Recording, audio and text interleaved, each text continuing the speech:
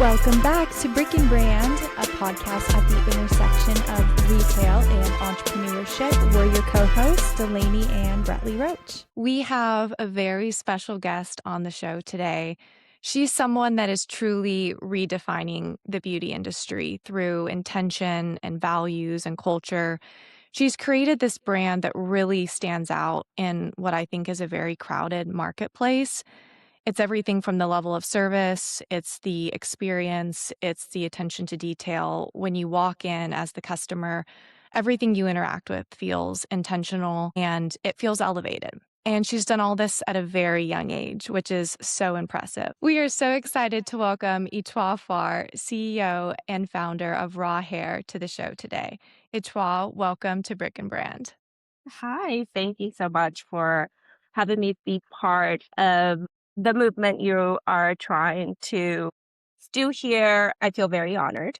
So thank you. I'm so excited to be able to share a little bit about my brand, my journey, and how I have been trying to set Raw, the salon and boutique, aside from the many, many salons that are in the city. We live in a very big metroplex, and it is challenging to stand out amongst the many amazing salons that are here in the city.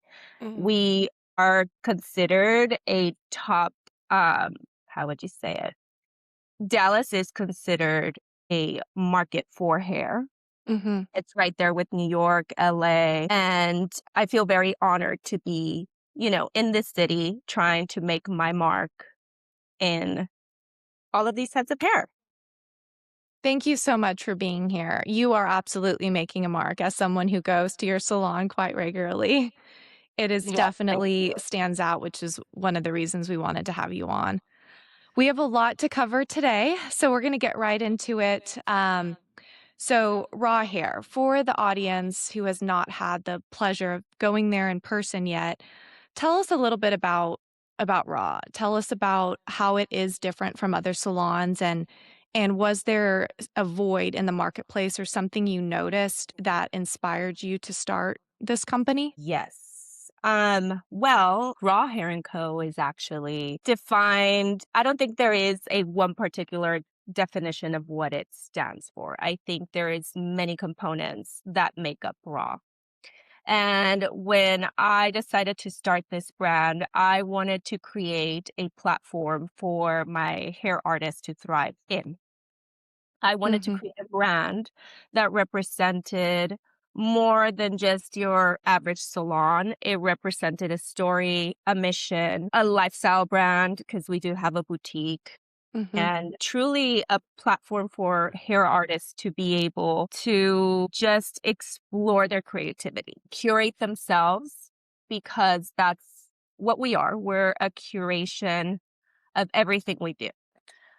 So for me, when I started Raw, I wanted to represent a handful of things. And the pillars for me were education was very important to me. Sustainability was something that was very, very important to me. I love the planet we live in. And if I can positively impact it, then I am willing to do whatever it takes to do that. I definitely saw a gap in our industry regarding sustainability. And ultimately, I wanted to create a space that was inviting, that was luxury without the snobbiness behind a luxury salon. We have all experienced it. We walk into a luxury salon and you feel slightly uncomfortable. You feel like you almost have to dress up or look or behave a specific way. And I just wanted to create a space that was very inviting, that people just felt like they were walking into their living room space. I am Latin, so for me, customer service is everything. You go to a place like Mexico City, Guadalajara, Monterrey, all of these other cities, and the customer service experience is just top notch. So I wanted to bring some of that into the experience within my salon. I also wanted to create a a platform for the hair artist to be able to tap into their creativity. So I brought on multiple brands, both color lines and product lines, for the stylist to truly be able to let their creativity loose. The sense of individuality was something that was lacking, both within our industry as well as our guests. So we've done a great job at just creating this amazing community, truly, within our space. You feel like you know everyone. Stylists know every client. Clients know the stylist. It truly feels like you're home. That's how I would describe it. When I went in, you've got this beautiful brick, kind of a more industrial feel. It's not super polished, but it's very warm and elevated. There's beautiful plants and greenery. There was some cute little dogs running around. It was just a Yes. very welcoming. You described it perfectly. It's very welcoming. Yes. Yes. And I truly wanted to create a space where all paths of life could be there for the right reasons. I wanted to elevate my team, my stylists, and bridging the gap between the industry and the customer. And in doing so, everyone that comes in is there for the right reasons. They're there for hair. I wanted to elevate our expertise, right? So how do you do that? It truly boils down to education. How educated are you in the subject? How do you portray yourself, right? And that it boils down to knowledge equals power, right? Mm-hmm. In all industries, right? Yeah. I think In that's all true of. industries. It doesn't, it doesn't stop within the beauty industry. And yeah, I feel like, 5 years later, I'm exactly, and I'm very, very happy about this. I'm exactly where I want to be for Yay. myself, for the team, for the business. It's taken a lot. It's been a Wow. lot. Yeah. Yeah, that's no small feat. We talk a lot on this podcast about when you're building a brand or you're building something that's open to the public, and what do you want your guests or your customers or your clients to feel like when they're a part of the brand? And what do they experience when they walk into the space, when their stylist greets them by name, when the owner comes out and says, "Hi, welcome back," and they feel like they're a part of something bigger. And it really, I think, sets the super successful brands apart from some of the more mediocre brands. Curating a space and figuring out what you want your clientele to feel when they're a part of your brand and they're interacting with your brand and they're experiencing it. And it's really evident that you took the time and the care to set yourself apart and not just build another hair salon or another beauty salon. You knew you wanted it to be different, and you intentionally, from, the color of the walls to who you're hiring and who you're bringing on, all of that is a reflection of your brand. That's not an easy thing to do as a founder. It takes a lot of time and intentionality and probably some trial and error. Congratulations. That's amazing. Thank So, you. And you are so right with the intentional part. Something that, was challenging for me was and has been finding the right team. mhm, And I yeah. think if you're a small business all the way to a big corporation, you have to remember that it's the team that makes your company. Mm. If they don't do well, you don't do well. And I think that that's really forgotten. Yeah. You start your company or your business, really nurturing that aspect of that side of the business, the people that play a huge role in, you know, being part of what you become. And then you get there and you're like, okay, well, they completely forget. I Right. think people forget, all the challenges that came from the beginning to where you're at now, and truly appreciating those individuals and making them still feel like their voice matters, that, Mhm. they have been there since the beginning. I know there's so many, companies, big corporations right now that are letting go of so many OGs. And it's sad, because that Yeah, company is where it's at because of them, Right. So I've always been a true believer that nobody is self-made. I think that's part of my bio. And it is. it, So it true.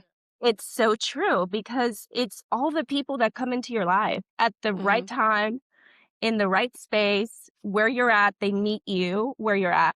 And truly, if you allow people to show you what they can do, how they can play a role, you end up really pleasantly surprised. And this comes from an individual that, likes to have control on things. So I've had to learn how to allow my team to really truly evolve, play a big part of who we are. And that's essentially what I wanted. I wanted my team to represent the brand. Mhm. It's not about the brand, it's about the faces behind it. Hmm. Yeah. And if you look on our social, it's all about the team, Yeah. because I'm really, truly nothing without them. Yeah. That's such a valuable point. It's so true. And they're a reflection of you and Raw Correct. Hair and Co. every day. So they need to be able to Correct. And uphold the they know that. brand when you're not there. Yeah. Yeah. So We've I been take tell them trained. us. all the time, we are a representation of each other.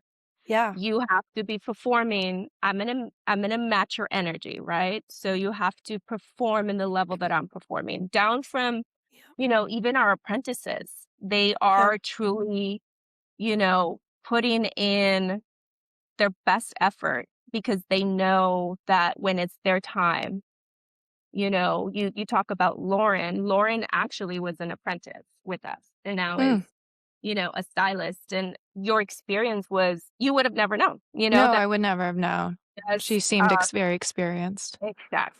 And it's all that Yeah. education that we invest into them, including, our team, Yeah. our more experienced stylists. So take us back a little bit to when you first opened. I believe it was right at the beginning of COVID, which I Yes. have to imagine was a horrible time for an industry like yours to be opening their doors on their first location and trying to build clientele and then hearing that the whole world is shutting down. What was going through your mind in those first few months, and how were you kind of able to continue and push through and see the light at the end of the tunnel? Well, I still have a little PTSD from it. I I'm sure. think it was a very scary place to be as a human. But, as a business owner, man, I remember a lot of sleepless nights. Mhm. Hmm. I sat there and tried to get creative ways. Uh, It's hard to describe because there was so much unpredictability. Mhm. You had no idea. I had Nobody Yeah. did what was going to happen. no. Yeah. We were behind in our project, as you already know.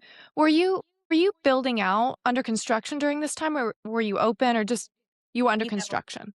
everything about our salon is custom. So our space is custom made. And, with any project, there's always that 2-3 months of being behind, right? Yeah. So we finally opened doors mid-February and our shutdown was mid-March. So Mm. there wasn't really much room to process what was happening. The Yeah. only thing I kept on saying is like, we live in Texas. We live in Texas. That's not going to happen. Yeah. Well, it was at least a shorter period in Texas, right? Yeah. It It was a shorter fortunately still period in happened, but Texas. It still, you know, evolved into a year's worth of recourse mhm. within growth. Yeah. Everything that we had planned for literally we were just like, we cannot pour money into anything right now. Sure. So I got very creative with little to no budget. When we had opened the salon, we were trying to push a different brand. And it had its challenges on its own, but it's what led me to creating Raw Hair and Co. Mm. So Okay. we rebranded that salon a year after we opened. Okay. But Wow. going back to pandemic times, that whole year, it was very challenging. The amount of fear that was pumped into people's minds and hearts was very real, right? It was real, but at the same time, we as hairstylists were there at the forefront.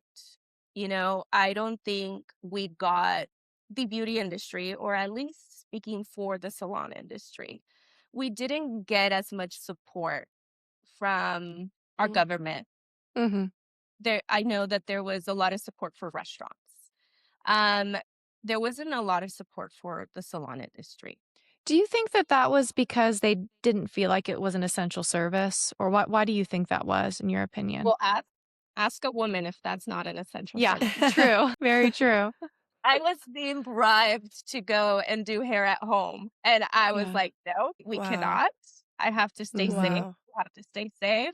Speak to that individual and see if that's not Yeah. an essential service. Yes, perhaps we weren't an essential service, but we meant a lot to people. It was very eye-opening for me because I had so many of my personal clients just reach out and tell me how much they missed me and how they didn't really realize the impact I had in their lives. Um, a lot of, and I hear it all the time, a lot of clients will come to the salon and say, this is like my highlight of my day. This Yeah. is the highlight of my week. You make me feel XYZ when I sit in your chair and I leave just lighter, happier, feeling good about myself. And, during that time, that wasn't available for people. And as we continued to evolve outside of shutdown, we had still a lot of fear. I worked by myself in that salon for almost 3 weeks because, my team was too scared to work. Yeah. They were terrified. So, but again, you know, the business needed to stay open. Uh, there Right.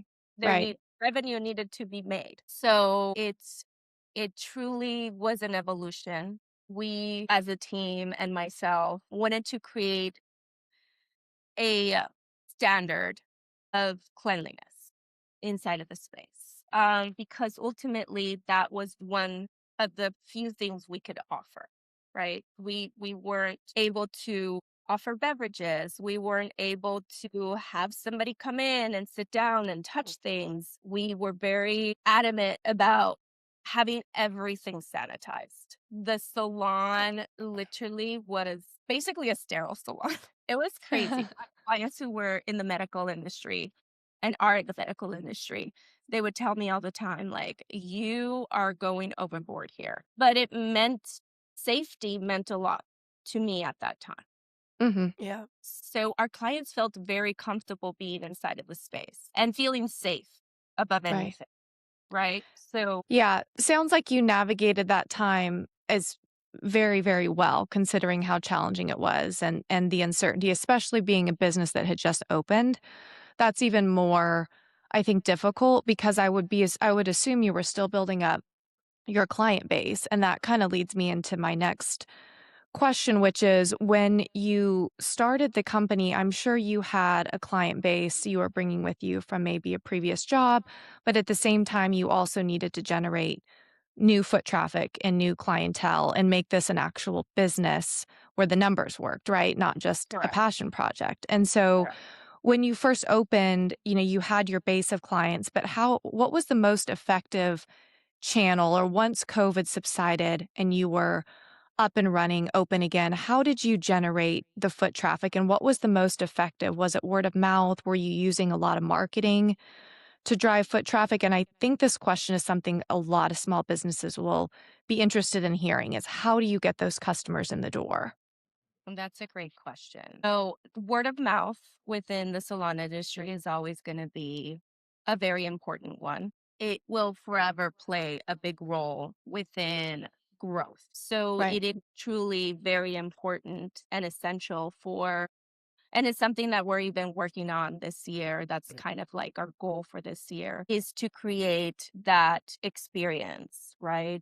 Outside of just hair, is to create that experience for that customer to want to come back, to want to refer you to their friends or family members. And that, truly all plays into the experience that they have the moment they step into the salon down to the moment that they step out of the salon. And my team is very aware of that importance. So when creating the Raw brand, I actually was very intentional about the question that you asked. I wanted to truly stand out within the many, many, many, many, many salons out there. So our focus was truly, truly narrowed down to our social channels, which we did a really good job at doing this all organically. We've limited our paid media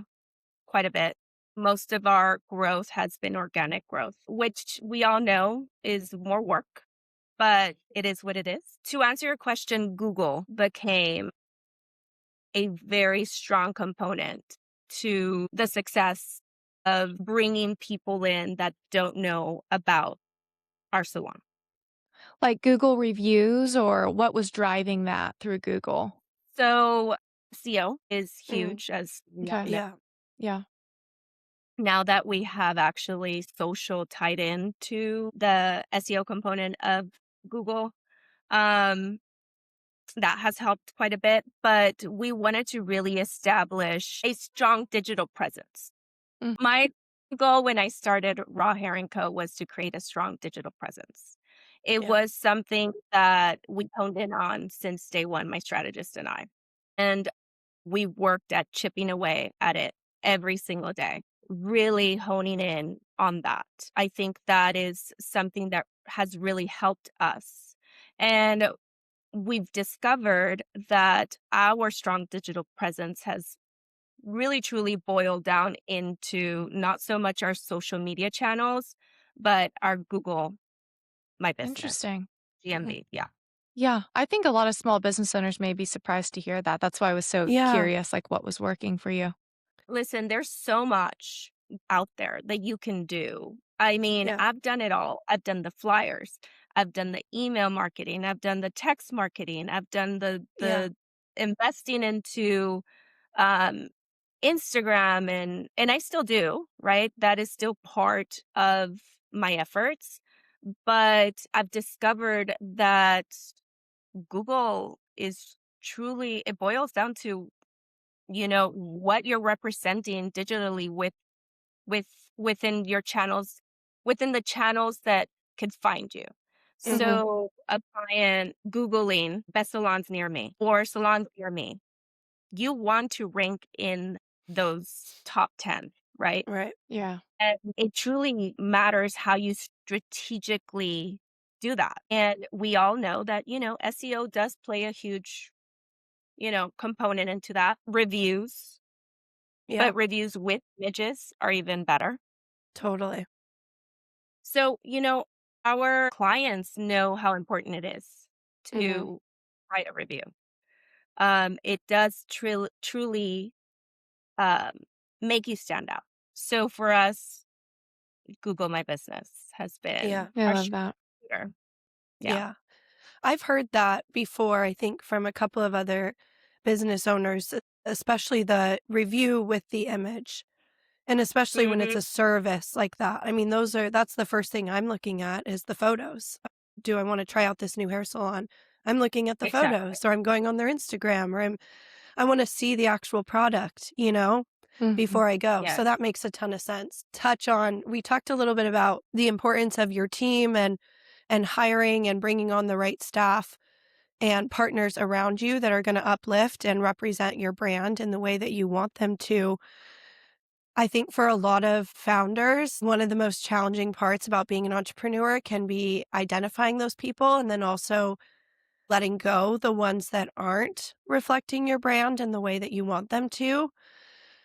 Have you had any experiences where you've had to let somebody go that great person, maybe a friend, or came with great reviews or great recommendations, but just wasn't uplifting the brand in the way that you wanted them to? Have you had to go through that? And what challenges did that present for you as a business owner? Yes, I have. Yeah, It's never an easy task to do, letting go totally. of somebody, because you, as a business owner, really truly emotionally invest everything you have Mhm.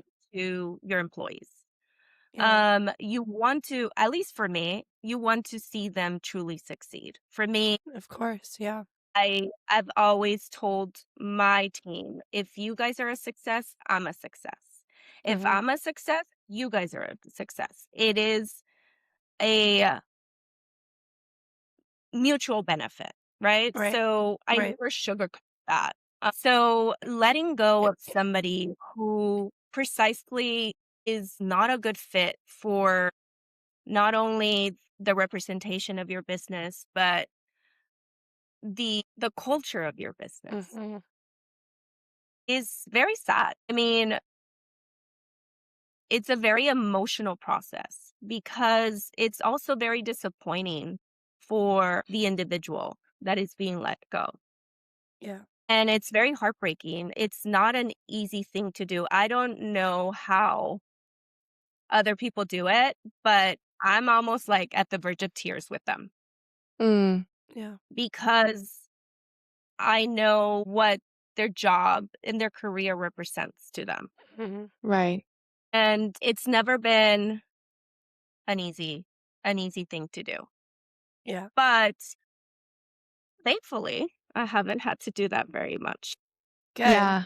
Good. You've made good choices. And Yes, it's very hard. fortunate. And I don't know, I'm sure you have a whole strategy on how you hire and whether that's personality tests or reviews from previous places of work, but you do want to try everything you can to get it right the first time. But I think every business owner can relate to the fact that at some point somebody won't work out and that's okay. But I think the fact that you invest so much in your employees, it is more difficult to have to part ways when you've given so much. And Right. you've tried so hard to make this work.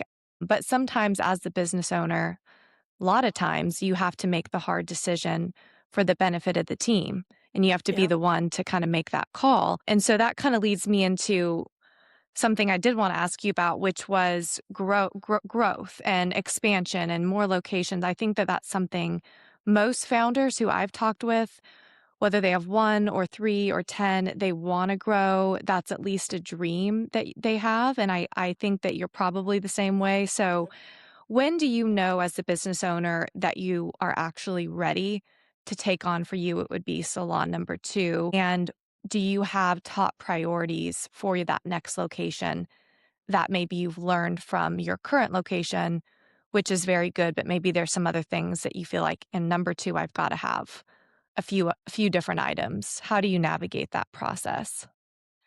So, I mean, I don't precisely know w- the answer to that question as far as like when do I know I'm ready for salon number 2? Yeah. Yeah. I do know that I do want salon number 2. I didn't invest into this salon, into this brand to just stay within one location.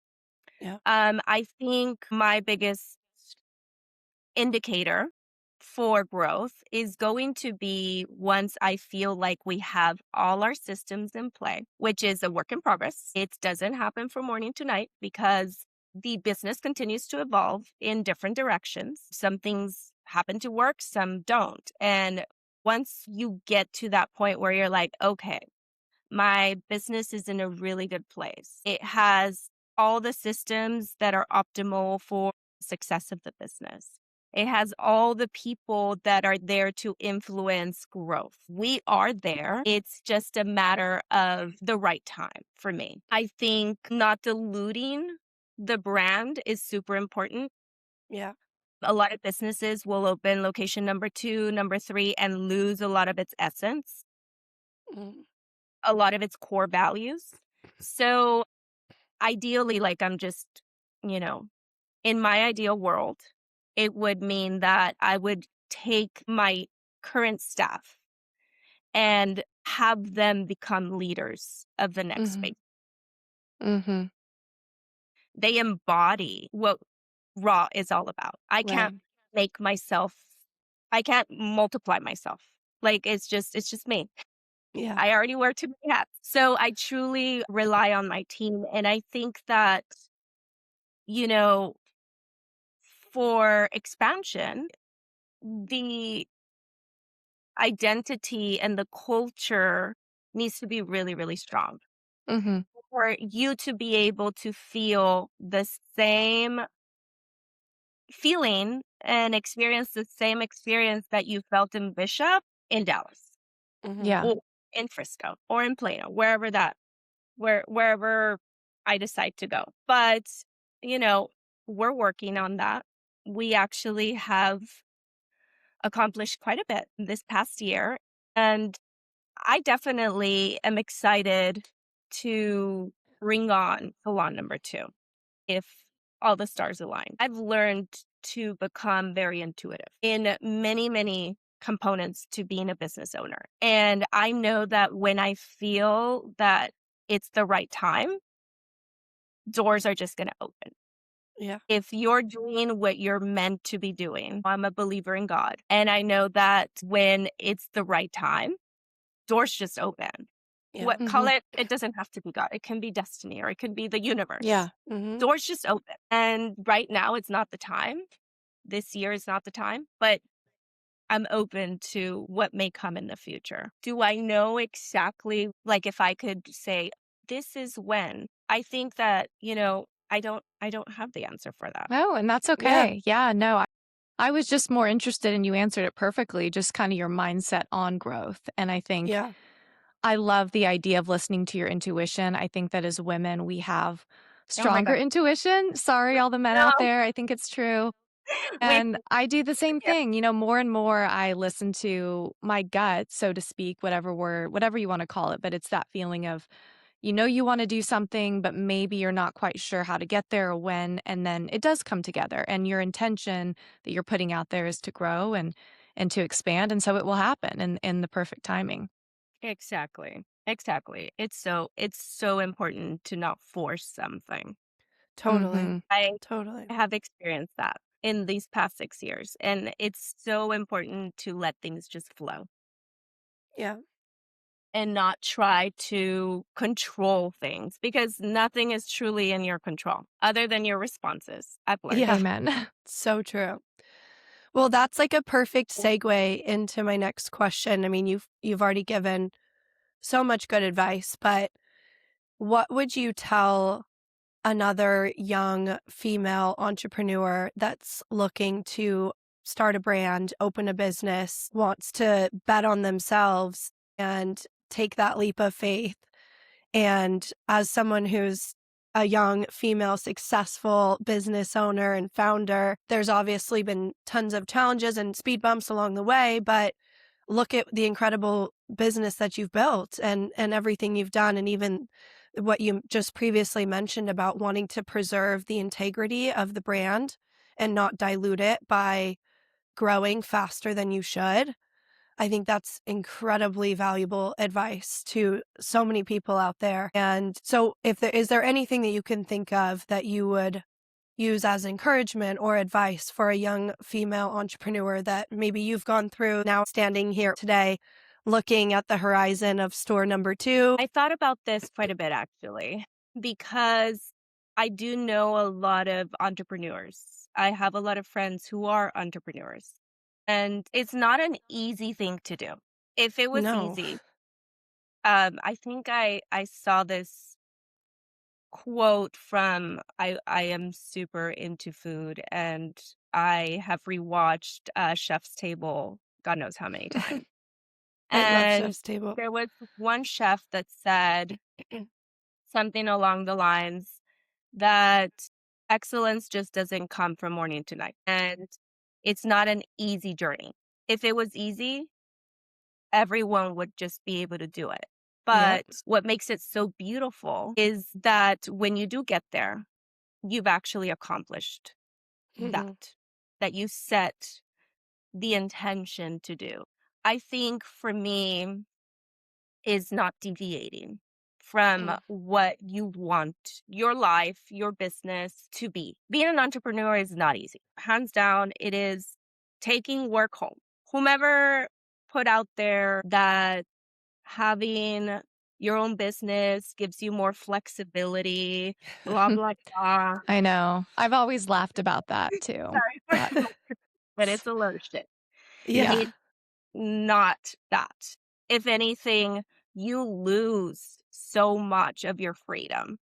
But what makes it so amazing is that, yes, you lose a lot of your freedom of time. Your social life takes a back burner, your relationships take a back burner, but you're doing what you're passionate about.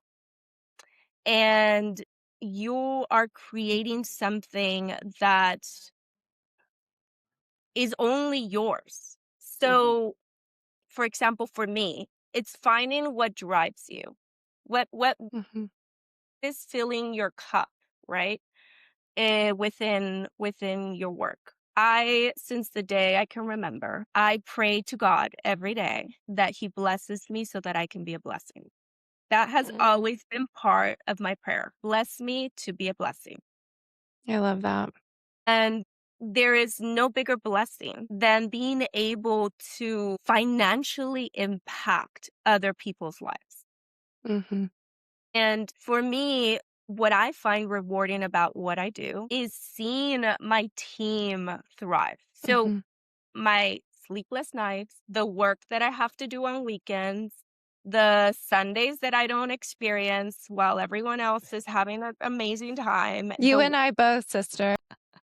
16-hour days, they're Yeah. all worth it for me when I see my team happy. So that's my drive, right? That's what Yeah. drives Yeah. me to keep on pushing Yep. myself. That can be defined differently for everyone. Finding that what motivates you to keep on going is super important. I think that's one thing. Another one is really being realistic with what you're getting yourself into. Yeah. That's a good one. Don't Yeah. sugarcoat it. Yeah. Don't idolize it. It's work. Obviously, it all depends on what you're getting yourself into, what industry you're yourself into. Some require for you to be more present, some don't. But as a female, it's a lot of sacrifice. And I am not a mother. I'm a mother to a wonderful baby boy dog, Coco. But I can't even think about what that would look like if I had children. So I know that I'm saying things that are not as happy and bubbly and like, yes, you can do it. No, but it's real. It's it's real. real. Yeah. It's real. Yeah, It's I love that you're showing this side of it because it Yeah. is so easy to just say entrepreneurship is so great and everybody should do it, but that's not true. And I think your first piece of advice is so important. Kind Yes. of how I hear that is find your why. Why are you Yeah. doing this? Because it will be very difficult as you kind of lead into in your next Yeah. piece of advice is that it will challenge you in a lot of ways, but if you have that why, you will still find it fulfilling and you'll have what it takes to push forward. There was so many days, so many nights that I kept on telling myself, Etoile, you're going to either sink or you're going to swim. Pick one. And clearly I decided to swim. I was Dory. I know I was sometimes it's just Dory. like, I would it be kept on easier just to swimming. sink? Yeah. But it was truly one of those. And, it was still like you get a high from every little step and Yeah. hurdle that Yeah. you get over. It is truly, it's a game. I would say like a chess game. Mm-hmm. Yeah. You play this move and it's going to have a recourse, either positive or Yep. negative, right? So another thing that I would love to tell female entrepreneurs is get out of your head. Guilty Yep. as Yeah. charged. They love Get that. out of your head. I self-doubt so much. It's part of being human, right? Um, I felt like I was walking around under imposter syndrome for a very long time. And I was the one doing that to myself. Nobody Yep. else saw it. Yep. And you're actually doing a lot better than you think you are. Self-doubt is something that only stands in your way. I tell my employees all the time, the only thing that's standing in between your personal success is you. Mm-hmm. Lose the sense of fear, throw yourself out there, stop doubting yourself. Just go Yeah. for it. Yeah. Yeah. That Just is go so important and stay in consistent. business. Stay Yeah. consistent. Don't deviate. Mm-hmm. Just keep on going. Even if you're at year 4 and you look at your numbers and they don't reflect the effort, right? Yeah. That can be disappointing. I mean, your business can do amazing in year 1, year 2, but what happens when your business is not doing amazing in year 4? You're teetering on to year 5, right? It can Yeah. be very discouraging, right? But hang on to that progress and Right. and you'll get there, right? Yeah. Persevere. Yes, persevere. Yeah. Swim. Yeah. Yes. I love that. Always choose to So much. swim. It's so Yeah. true that the narrative that we tell ourselves in our head really affects the outcome so much. And it's like our own superpower. But instead of using it like that, a lot of times we use it in the negative side just because that's human nature. We're doubting ourselves or we're questioning our capability or our worth or the long-term success of what we're building. And to your point, exactly, like be consistent, show up, believe in what you're doing, find your why, and then tell yourself every day, I'm going to make steps in that direction to get there. And I'm going to keep pushing Correct. forward. That's so powerful and so encouraging. We're gonna transition now into a fun little segment that we have. Delaney and I have done these before. The audience really enjoys them and we enjoy them. But it's what we call deal or no deal. So basically what it is we're just going to read you a question/scenario of something that could happen. They're hypothetical, but these are things that you could encounter and you probably have or you will in your business. And you just tell us deal or no deal, meaning this works for me or it doesn't. I would accept this offer, I wouldn't, is basically what you're saying. And just say the first thing that comes to your head, no follow-up questions. It's truly rapid fire. So we have 4 of them. They'll be really fun. So to get started, scenario number 1, you have a high-performing stylist bringing in a lot of revenue, but they are very toxic for the team. Deal or no deal No with deal. keeping the style? No deal. That's an easy one. No deal. Look at the confidence there. I Okay, girl. know. I love It's that. part I of love who we that. are. It's part of who we are as a team. I do not put up with drama or egos. That's Yep. like the one thing I tell everyone I interview. It's like no egos. Egos get checked at the door. I Nobody's love that. work is more important than yours. Yep. Mm, Yep. great reminder. Nobody is above anyone inside of this space. I Mm. love that. That's so Yeah. important. We all play Okay. a role. We all bring something to the table. Absolutely. Okay, number 2, you are offered investor money to grow faster, but it means you have to give up a lot of control. Deal or no deal? No deal. Not a lot of deals here. I at the love table. it. She knows what she's Yeah, worth. that's Okay. something so unique. And it's like, I mean, unless my investor truly understands what I'm trying to represent, Right. Mhm. I mean, what's the why have I been doing this for Right. Yeah. Right. 5 Right. years, like Exactly. Okay, you get the chance to open a second location in a prime spot, but it would stretch your team thin and it would take several years to build up a client base. Deal or no deal? I think that's a deal. I can Yeah. do. Yeah. Yeah. That sounds like a good deal to me.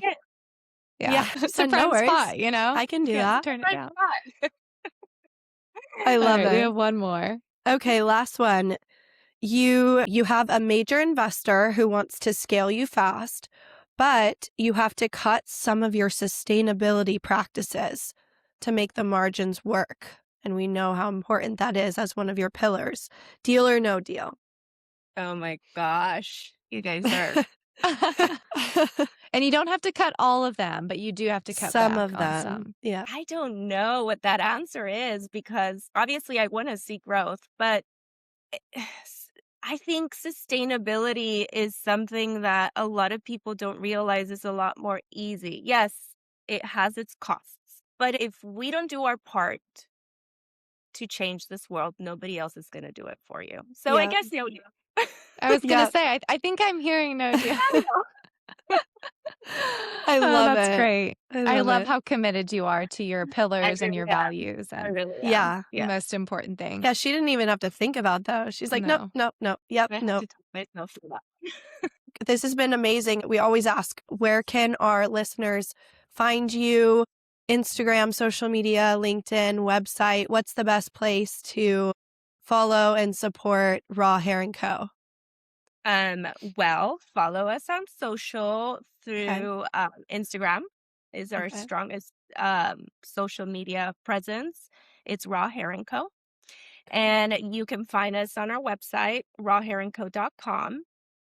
We have a really great page that you can definitely learn more about who we are and why we do what we do.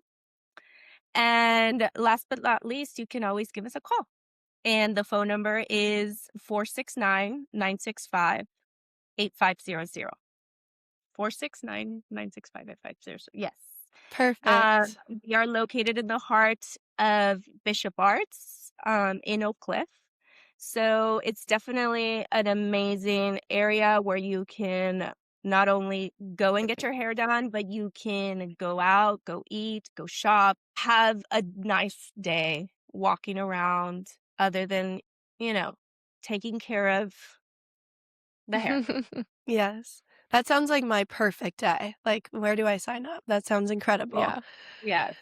Well, Etoile, this has been amazing. So fun chatting with you and hearing about Raw Hair & Thank Co. you. I'm truly just so inspired. I've heard so much about you from Bradley, but getting the chance to hear your story, the faith and like belief that you've had in yourself and being steadfast and knowing what you want and knowing what you're pursuing and not giving up on that. And we know how difficult it is to be an entrepreneur. And I think a lot of people out there can relate to that. And something that stood out from this interview is just your intentionality with your brand and knowing the experience, the vibe, exactly what you wanted to create and preserving that, not being willing to sacrifice any value or any detail or any component of that to cut costs or to, have more clients come in or whatever the upside is. You aren't willing to sacrifice what your brand is and the values that you stand for. It's easy to say, but I know for a fact that was not easy to do.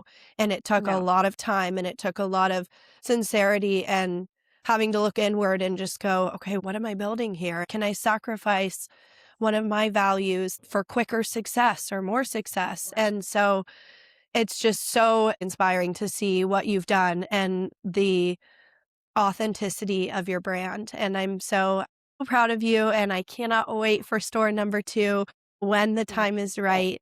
And you're an incredible human. So thank you for sitting with us and chatting. Thank you. Thank you so much about this. It's been so fun. And we will see everyone next week on Brick and Brand.